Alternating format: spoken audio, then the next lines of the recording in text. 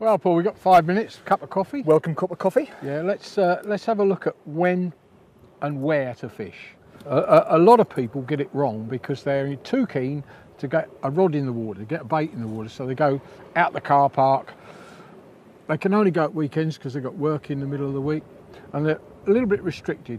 Now, as we know, with a lot of thought and a bit of effort, you can find a place where there's fish. Yeah, just sit down, 5 minutes, plan it, can all add to a successful session. That's right. Yeah, I mean, the ways to find out where the fish are, they're varied. You can look on the internet, you can read Sea Angler magazine, you can read your local paper angling reports, you can phone up a local club, you can try the tackle dealer. The tackle dealer might exaggerate things a bit though, so be careful. Now, what would you say if you had to say one thing was most important to decide when you're fishing? What is most important, you think? Well, my handiest item has to be my tide book. Yep. Plan my sessions. You can plan in advance because tide books, they come monthly. They give you all the tides of every day of a certain month. You can plan your days in advance.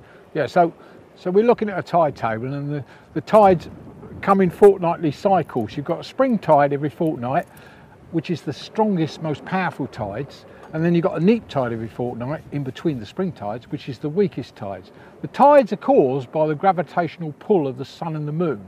When they're together, when both the sun and moon have got gravity pulling, the sea really moves, and that's the spring tides. Now, we generally reckon the spring tides are best for fishing, aren't they, in the sea? Don't matter where you go, around the country. There are a few exceptions, but by a majority, the spring tides are best. Without a shadow of a doubt, Alan. I mean, even low water venues, high water venues, you know, you can choose your venues to an absolute maximum with a spring tide. That's right.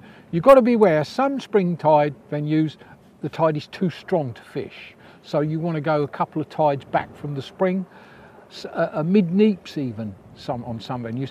The other thing about tides is that spring tides, the tide comes in the furthest, but it goes out the furthest as well. So they're good for bait digging, and we'll get onto that later in the film.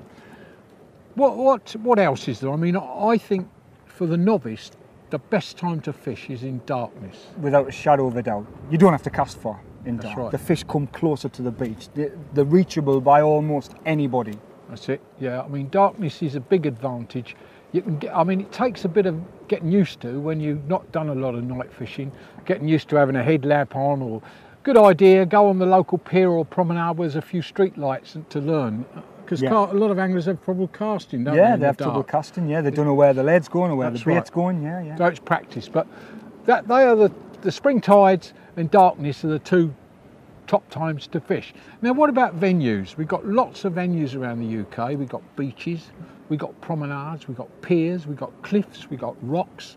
I mean, most people like the beach, don't they? Yeah, lots of people like the beach. And if there was one word of advice that we could give anybody is have a look, if you plan to fish a venue over high water, is have a look at it over low water. Have a look at what you're fishing over.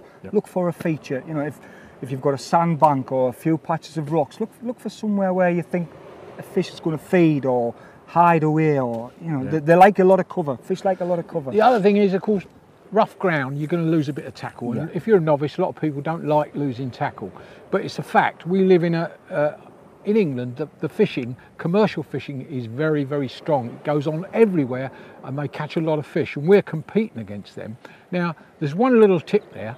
You'll find that there's more fish on rough ground than there is on, say, a sandy beach where it can be trawled. If you can find a little rough outcrop where the trawlers can't get, quite often that can be better. You know, parts of Wales and Scotland and Northumberland and Scotland. There's little patches in your area up there, north, really heavy kelp bed. You'll get fish in it that's fairly safe, but you've got to be proficient at, and well, you've got to accept that you're going to lose tackle. If you can be prepared to lose a bit of tackle, you know, the rewards will definitely come. Yeah. Well, I think that's the next thing. We'll get on to tackle in a minute. Yeah. And we'll talk about the different terminal rigs and things you need, and leads, that sort of thing. Yeah.